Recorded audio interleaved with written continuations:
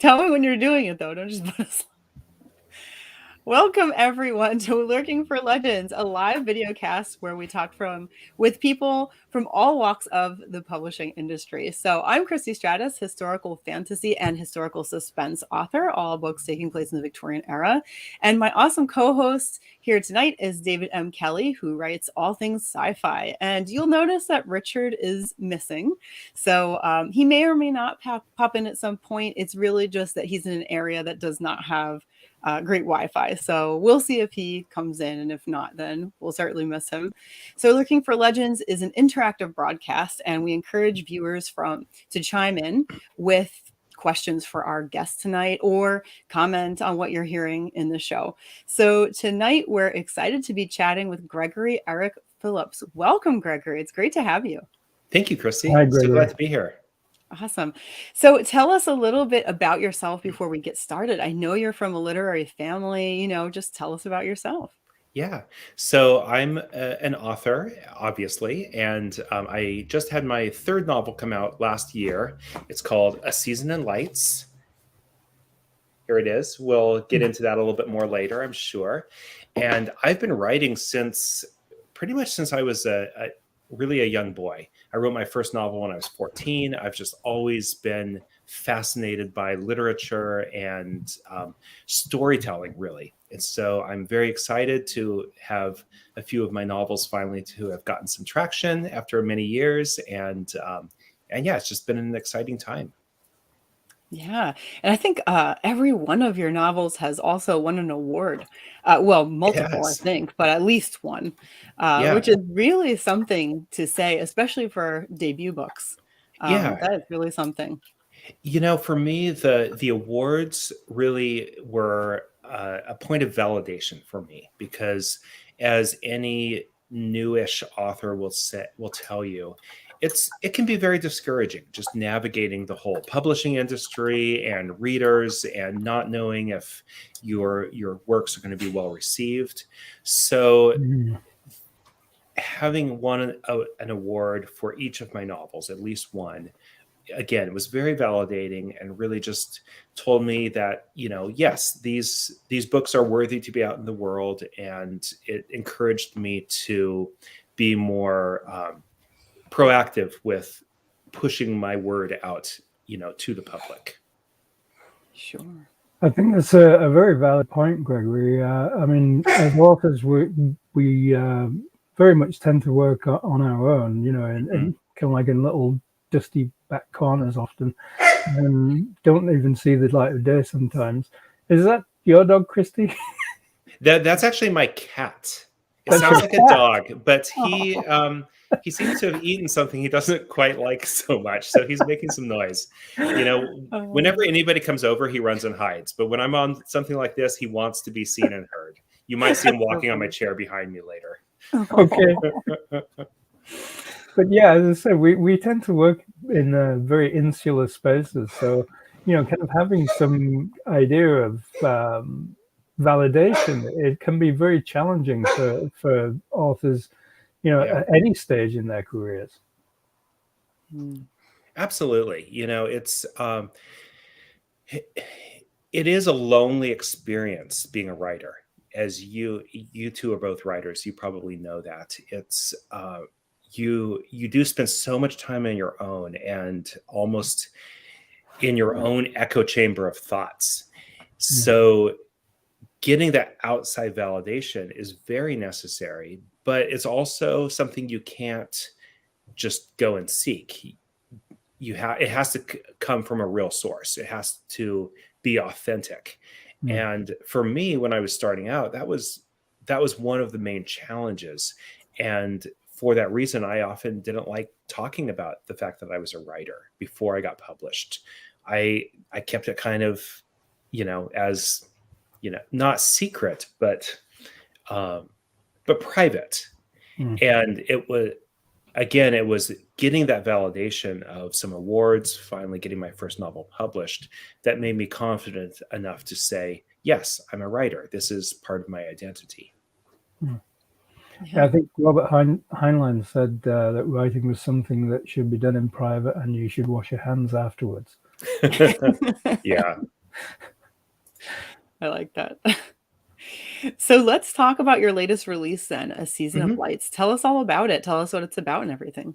Sure. So, A Season in Lights is a story of passion, ambition, and escape set in the colorful artistic underworld off Broadway in New York City.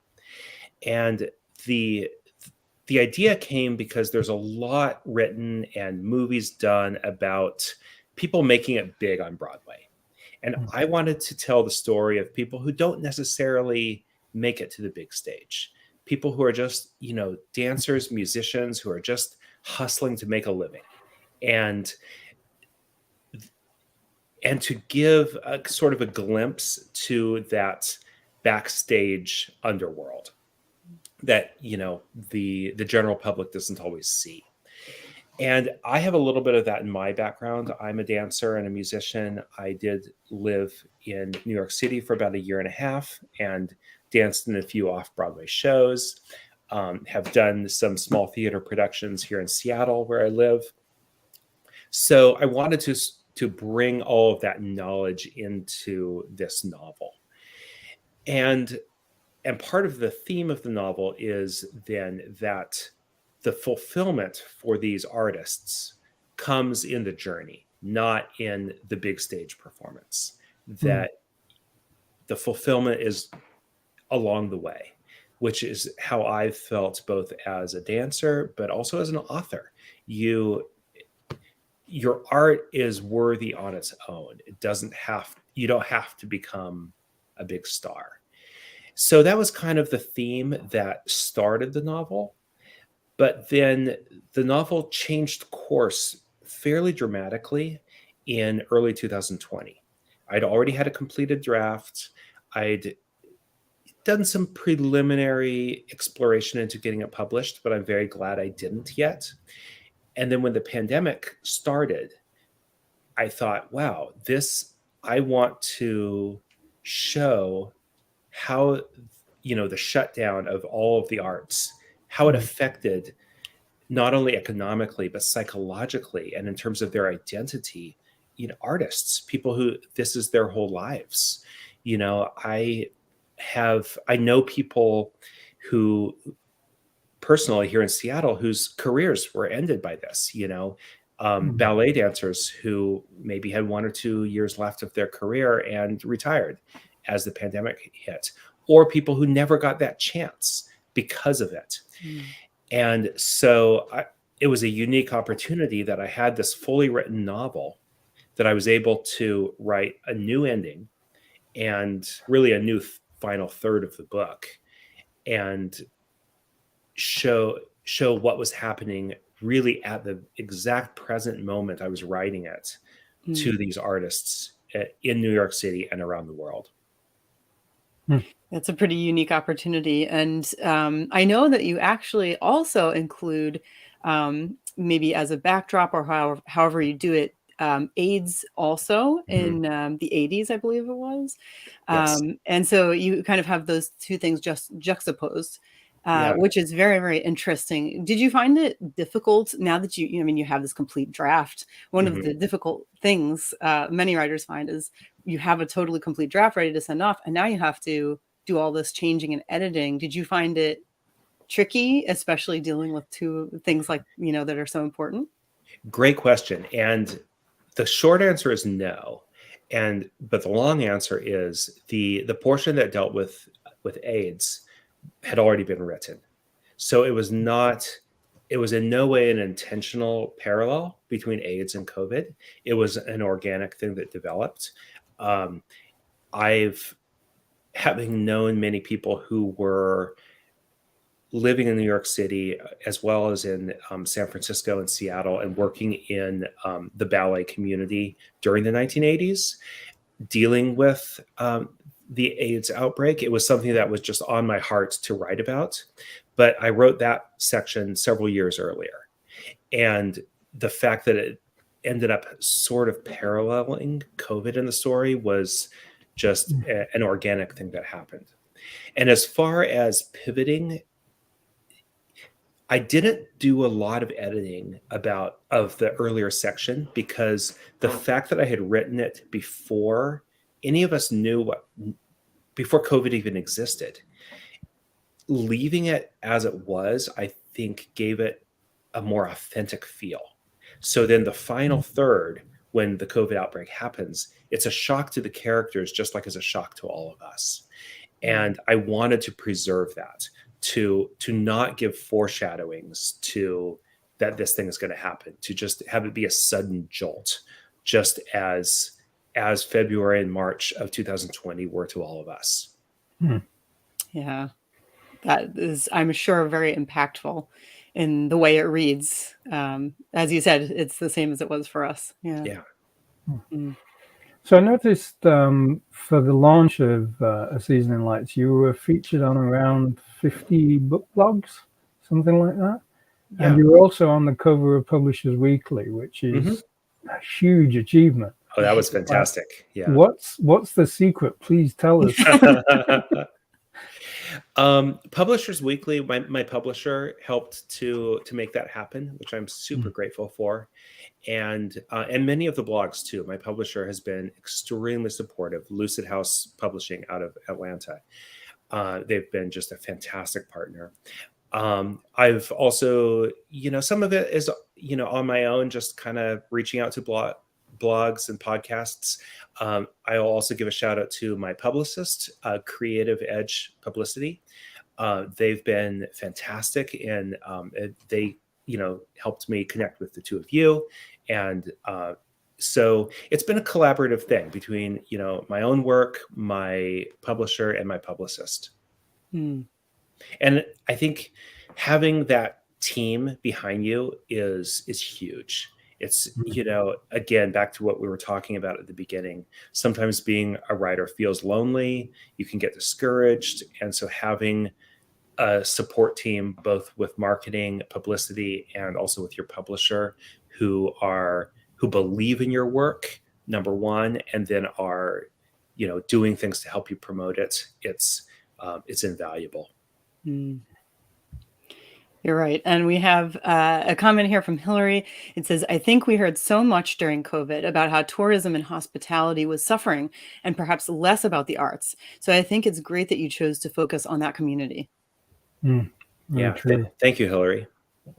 Yeah. It's something if you're not in it, you don't always think about it, because arts seems like a luxury that we go to a show or a play or, a concert, just for fun. But this is careers for these people, and not only careers, but identity too. That was one thing I really wanted to show in this book, is that losing that is a loss, not only of a career, but of an identity.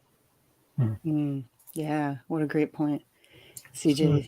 Yeah, go ahead. So CJ says, I love that you acknowledge the impact of a team effort. And I think this is something that all of us as authors kind of like feel, because it may all look as though it's just kind of like, us on our own doing all of this stuff, but it never is. There's always a whole bunch of people helping us out, keeping us going, editors,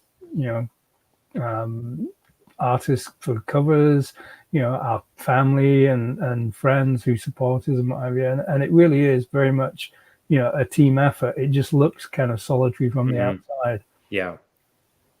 No successful author is ever alone. Yeah. Very true. To go back to the what you were saying about your book in the beginning, that it's really around somebody who's, has a career in dancing, but maybe is not a star and is more, on the side. And as you said, many times, like we've seen many movies and things like that made about the main star. I was thinking how even back in probably the 1930s, for sure, I know, because I watch a lot of old movies, maybe even before that, there has always been a fascination with looking at the life of a big star and seeing how it works, whether it's a dancer or mainly actresses, that I've noticed. But it is so true that when you look at, for example, even in real life, extras. Like you look into their history, which most people don't do. Mm-hmm. It's fascinating, and sometimes it's even more fascinating than the main event. You Yeah. know, it can be more Mm. fascinating. So it just, you know, what you're saying, basing your book on someone who is not the main star, actually Yeah. sounds more interesting to me. I agree. And, you know, and there's two primary characters. There's the female dancer who is a little bit past the point where she should be taking this chance. She's in her early to mid 30s, auditioning against girls who are, you know, 17, 18 for these dance parts, and just feeling, and she has this history already. And I agree, it makes her a more interesting character. She's got demons, family drama, things that, you know, are not making it clean for her to take this chance in New York City. And then the other character, which is an older man who's a pianist, and he's in his 50s when we encounter him. And in contrast, he had his big breakthrough when he was in his early 20s. I can't remember his exact age. And then it never happened again. And that's another side of this story of the artists that happens, that you have this big moment that you never fully appreciate because you assume that it's the start of something. Yeah. And for him, for Tom in the story, it became the highlight of his career. And he looks back in his 50s and thinks, wow, I never would have imagined that it never happened again. Yeah. So it's a little poignant. It is, you know, you speaking about it just makes me sort of chills, you know, the kind of thing when it's hard to appreciate what you have in the moment that you have it. And as you say, you do assume you're going to continue to skyrocket, but that's painful on the end. So just sorry. So, go ahead. No, David and I are like right on top of this together. CJ says, "This sounds like something I'd like to read. Where can I find your work?" So so my website is scrolling right below. Make sure you spell my middle name with the ERICH. So if you go there, it has links to buy the book.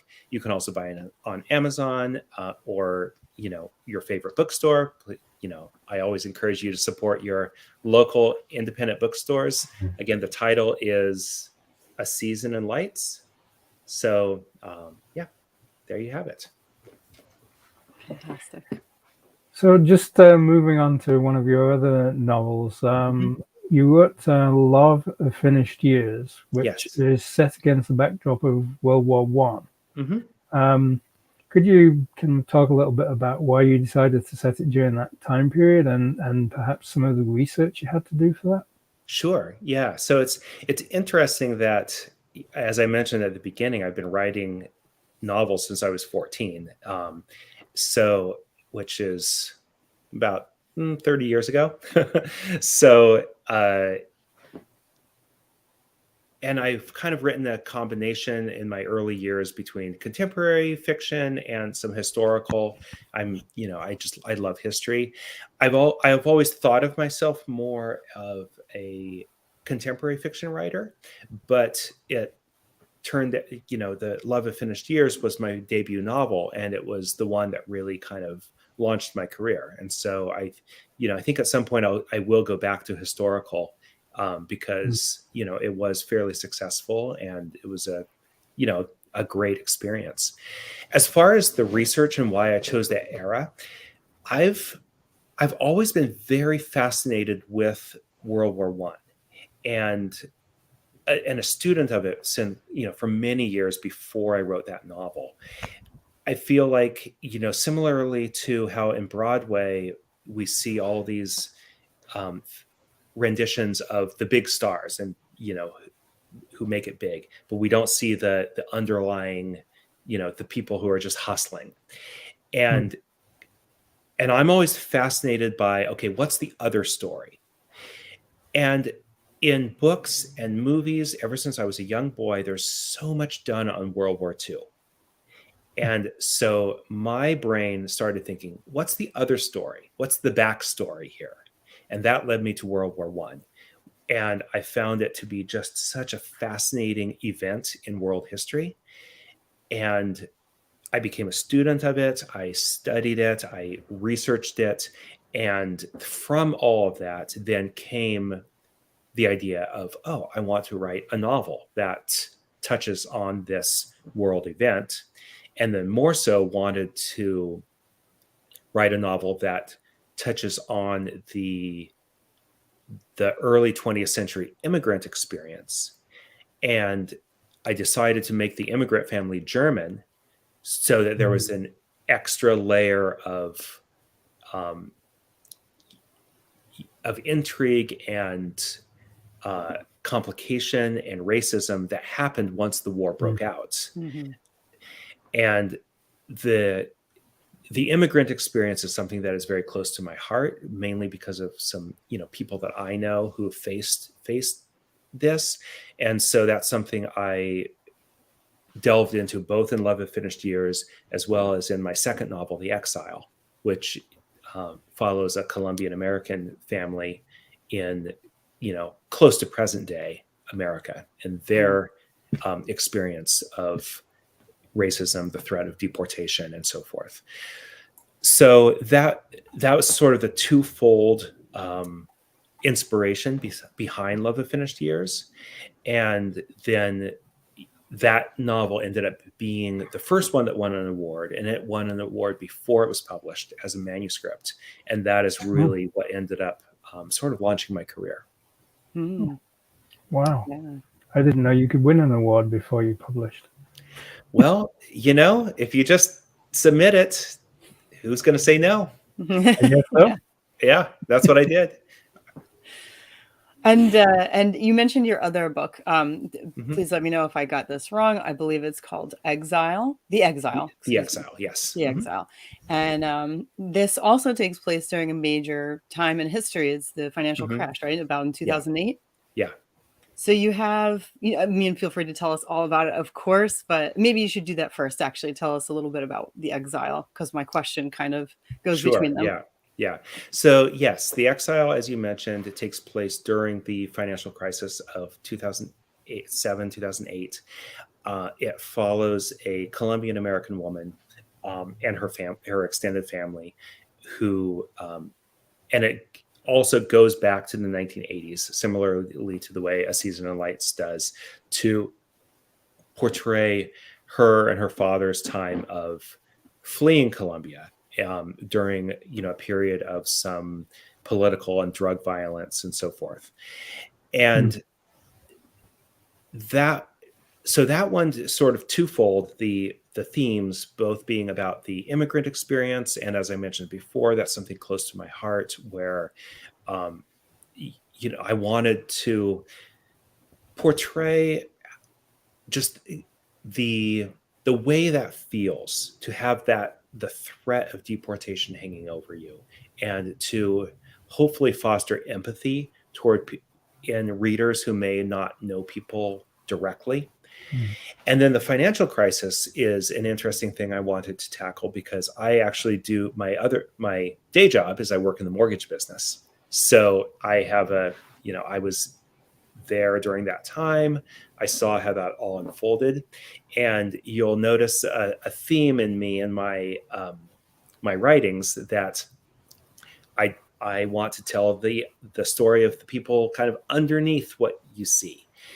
There's a lot written about the financial crisis, movies and so forth, about the big Wall Street bankers, similarly to the big Broadway stars. I wanted to show the experience of the low-level mortgage loan officers just hustling to make a living on the street. And so that's what I did in The Exile. That's where I set a lot of the drama, was in just a shady mortgage office that these people are just trying to scrape by. And so it was fun to write, because I put a lot of my own experiences into it, just things I've seen in the business. But it also gave a good backdrop for the protagonist being Latin American, who knows that her very success is tied to her ability to stay in this country. So I noticed that in all three of your books, there is like a major historical context. The time period is extremely important, and something major happens during it that you're dealing with. Yeah. So we have, the 2008 financial crisis. We have COVID. We have, the big AIDS scare in the 80s. And, your other book also had World War I involved in it. So, is there like a particular reason that you always do that? Is it because like it's pointed to the characters, it brings out something from the characters? You love doing that, or, what is the reason behind that? Great question. And in some ways, even though 2 of my 3 novels are contemporary, I consider myself somewhat of a historical novelist, even when I'm writing contemporary fiction, because it, like you noticed, it ties in with world events. And for me, that's just part of the fascination of writing, and what inspires me is to tie these characters into what's happening, because these events so affect all of us. We're all marked by them. In the latest example, the COVID pandemic is going to be a defining event for our generation, for everyone who lived through it. It may be the defining event for many of us. And I think that fiction is one of the beautiful things about fiction is it gives an opportunity to unpack and deal with these world-changing events in ways that other mediums can't. So then the financial crisis, that was, for many, it wasn't like COVID that it affected everybody, but it affected many of us. And so to deal with it in that way, I think just people will relate to it, as well as to, just to deal with the immigrant experience in the United States in recent times is another huge life-changing event for many people, both who have experienced it and who've known people who have experienced it. So that, as far as why I do it, I don't really think in advance about it, but that's what inspires me to write a story, to craft a story, is there's this thing in the world that happened or that is happening that I want to put a character into it and then see where it goes. Yeah, absolutely. CJ says, it's so inspiring to hear your story, Gregory. What is your writing process? Do you plot, or are you a discovery writer? Discovery writer all the way. It's so I hadn't intended to discuss this piece, but here we are. I recently started a new novel. I wrote the first chapter. I have no idea where it's going to go after the first chapter. No idea.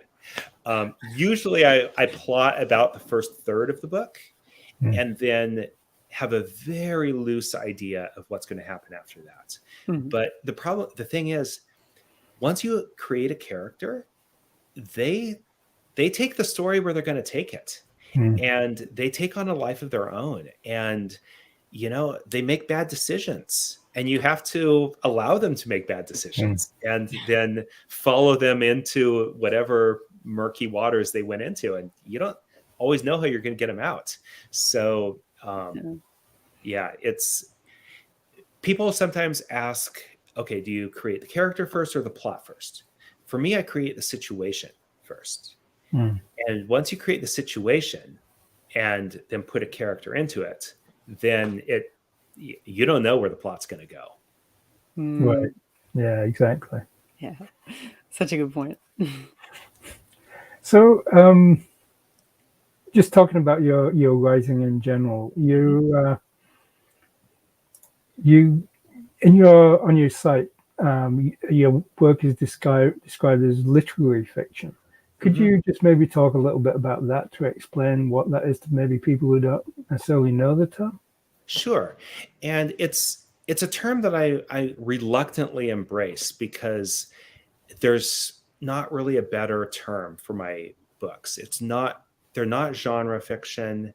I mean, the one historical one, of course, is historical, but it's they're not romance. They're not all of those categories. So literary fiction is kind of the closest term. And I say I reluctantly embrace it because oftentimes when people hear literary, it sounds very heady and like it's going to be very wordy, which is not my writing style at all. My writing style is very crisp, it's a fast read.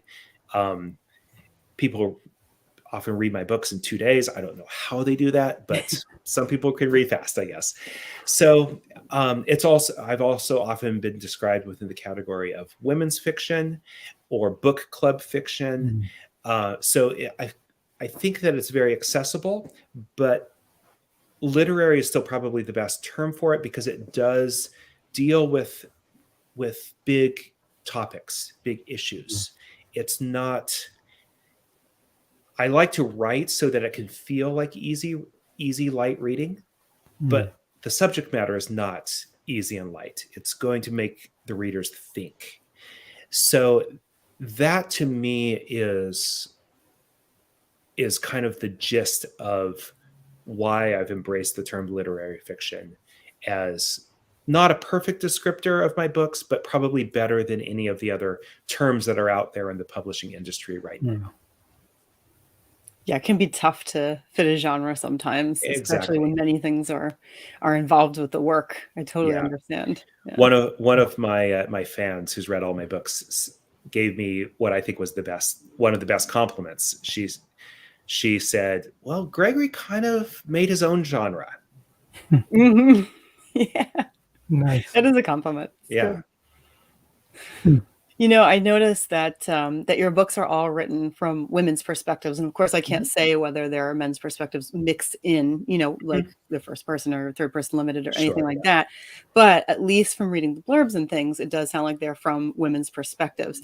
So, what makes you write from a woman's perspective so much? Is it that this is the perspective you find easiest to write from? Is it that you think that lends the most to the story? Both. I would say that it wasn't something that I originally intended that, this is going to be what I do. Several of my unpublished books have been from male perspectives. But I came to the point where I realized I did it well. And I got really, really good feedback, especially from women readers who just said that I really got into the mind of the female characters very well. And so once I realized that it was something I did well, I kind of went with it. And at this point, I would say that it is easier for me. And there are some male perspectives. A Season of Lights is sort of a dual point of view. The female character is in first person, and she's probably 75% of the text is in her point of view, and then probably 25, maybe 30% of the text is in the male character's point of view. So, I don't shy away from a male point of view, but I do like that perspective. I also feel like there's, I don't want to say this the wrong way, but there's something in it that I like writing from the underdog perspective. And so, especially in the historical novel, the female point of view is the less told story. Same with the Latin American immigrant. The female perspective is the one you hear less often. Not as much true in the latest novel about the ballet dancer, because in that case, a male ballet dancer would be the less told story. But getting into the mind of somebody who has a situation where society is they're a little bit fighting against the norm is attractive as an author. So I think that also draws me to the female perspective. So it's a combination of all of those things. Yeah, absolutely. And especially in a historical perspective, the Yeah. woman's perspective is absolutely going to be the toughest story you can tell. Sure. And one of the things, just following on from that, Gregory, nowadays we sometimes hear the sort of opinion that men shouldn't write from a female perspective. Obviously, you've done that 3 times now. I mean, I was just wondering how would you respond to something like that? Well, I would say, first of all, the only people who have ever said that to me are people who haven't read my books. And so, I would say read it first. And the fact, and it's also usually been men. Whereas women, especially women who have read my books, have loved them. And I think that, so as an author, the second part of that answer, great question, by the way.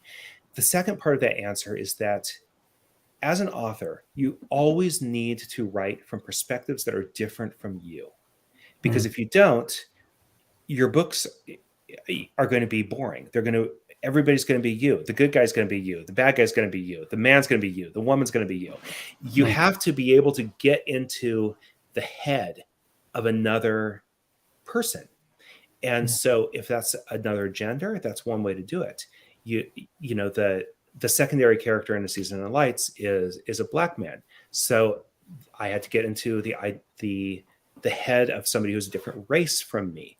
There's many gay characters in the book. So, and I'm straight, so a different sexual orientation than me. In all of these cases, you have to have, I think it comes from empathy. You have to have enough empathy for other people to put yourself into their shoes, into their experience, to write them authentically. Then also you have to be humble enough to have people read your book who are going to give a more authentic perspective. And for A Season of Lights, and especially, that was extremely helpful. One of the not one of the two main characters, but one of the secondary but prominent characters is a gay ballet teacher in the 1980s. So I was not in New York in the 1980s. I was there more recently. And that was a perspective that I gave the novel to someone I know who was working, a gay man who was working in New York City in the ballet business in the 1980s. And to get his authentic perspective, especially on the outbreak of AIDS and the fear that just the emotions that involved as somebody in the gay community at that time, was an invaluable perspective for this novel. And so I think that it's very important to have other people read your book before you publish it. And I've done that with all my novels. It's great advice. Excellent advice. Yeah. We have a question from Hillary. She says, you mentioned that you started writing as a teenager. What advice would you give to teens who want to be writers but perhaps aren't getting much encouragement from parents or teachers? Good question. The most valuable thing for me of starting to write that early was, when you're a teen, you're a little bit cocky. And so I wrote a 400-page novel when I was 14 because I didn't know that it was supposed to be hard. And so ever since, I have this in my mind. When I start a new project, I'm thinking, yeah, I'm going to finish this, because I did it before I knew it was supposed to be hard. And for a lot of people who start writing as an adult and they write a chapter or two and they think, oh, I can never finish this novel. So for somebody who's starting as a teen, I would say the best advice I can give is lean into that teen confidence and just do it. Don't worry about if it's good or not. I mean, honestly, that first novel I wrote, it was terrible.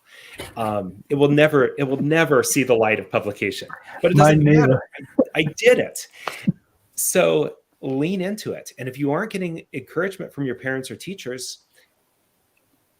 lean into that too. Just think, screw them. I'm going to do it anyway. And write your story. And maybe it'll be good. Maybe it won't. Maybe it will lead to something else.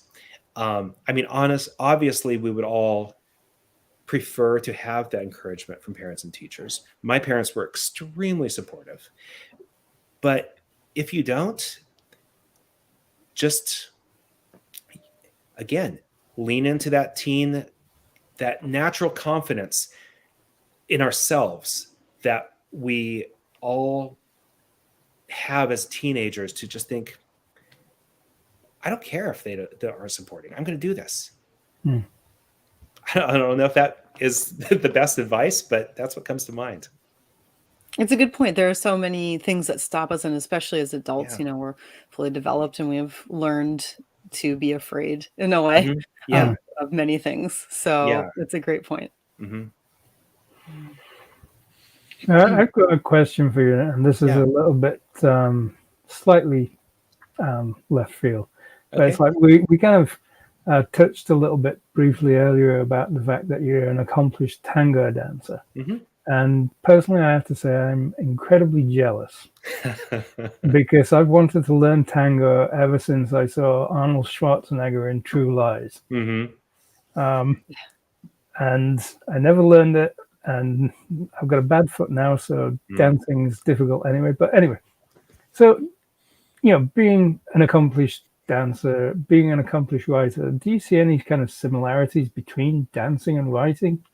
I mean, apart from using your feet for both. Absolutely. I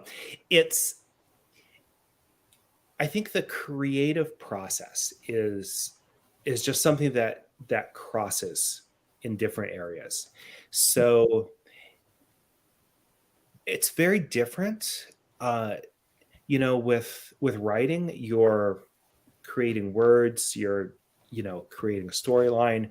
With dancing, it's a little bit more abstract, though, that you just kind of, you feel your way through motion more.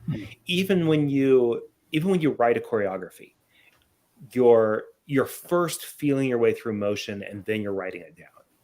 So it's a very different art form, but I find that they engage my mind in similar ways.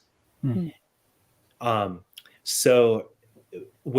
then again, dancing engages my body in a way that writing doesn't. So dancing gives me something that writing can't supply, which is that physical engagement, as well as the connective engagement with your partner. Because as a partner dance, it's not just moving yourself. You are moving with another human. And that's something that I just absolutely love about it, and which I find very unique about it. That creative flow. Yeah, absolutely. I expect at some point we'll have a tango something in one of your books. It has to happen. Yeah. It's just waiting for the right time. But of course, I still wrote the book about dancers. So, of course. And there is at least one dance scene in all of my novels. That's a little, interesting. Thing I throw in there. Cool. Okay, so we're kind of getting to the end of our time here. We can only go around 45 minutes. So thank you very much, Gregory, for joining us tonight. Absolutely. It's been absolutely wonderful talking to you and learning something about your writer's journey and the tango.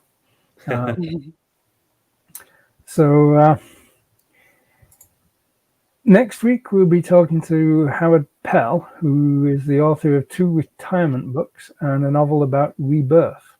Howard retired in 2014 from a career in adult education in the computer field. He began writing a blog on his experience with his retirement primarily for his friends. With encouragement from friends and family, he began writing his first book on things he learned and things he wished he had known before his retirement. Howard has written and self-published 2 non-fiction books, Retire Fit, Fit and Fit, and co-authored and self-published Retire Fit with Safe Workouts. He's written many short stories and poems, and his first novel, Lives Lived, will be released in June. Howard is a writer, videographer, flamenco promoter, so he's kind of like another dancer. We're running with a theme here. A Rotarian and world traveler, and currently lives in Kitchener, Ontario, with his wife Rosemary. So that's next week. So, Christy, what's new in the Christy stratosphere? Christy Stratosphere. Well, I'm going to be releasing the second grimoire. I'm going to start releasing episodes on Excellent. let's see. Well, it's going to be later this week. Thank you. So that'll be on Kindle Vella, and I am still looking at getting out the first grimoire as both a paperback and an ebook that that isn't on Vella, so you can get it anywhere. So it'll be on Kindle. I am going to be changing the name. So if you want to vote on the name of the first book, the series is now going to be called Grimoire Society of Dark Acts. And if you want to vote on the name of the first book, you can go to patreon.com/Christy Stratus and help me out figuring out which name to pick. I have 3 options there, and you can vote and determine the name of my next book, of that book, actually. The next book is going to be called Corrupted Magic, and it's going to start publishing shortly. So I'm really looking forward to that. I did finish episode 8 already, so we've got 8 weeks worth of episodes set. So you'll be able to read them every single week when they come out. So that's my big news for the week. That's great. Yeah, thanks. I'm really pleased with that. Yeah, that's really exciting. Congratulations. Oh, thank you. Thank you. Yeah. Well, I don't have a lot of news on my side of things. I didn't have a very productive week last week due to various appointments and so on, but I'm back in the saddle and pumping lots of words out for the Third Love and Two Feathers book. So that's going well. Hopefully it will be out late this year or maybe early next year, depending how things go. But other than that, I'm just trying to stay cool in this heat wave. Yeah. Oh my goodness. Come visit here in Seattle. It's, upper 70s, a little breeze. It's so nice. That's nice. Jealous. Very jealous. Yeah. Yeah. And my family. 10 months of rain and then 2 months of beautiful summer. That's kind of our life here. Nice. Yeah. But it's good right now. I guess you pay for it in a way. Yeah. Yeah. Ours is the other way around. It's kind of like 2 months of summer and then the rest is frozen north. Yeah.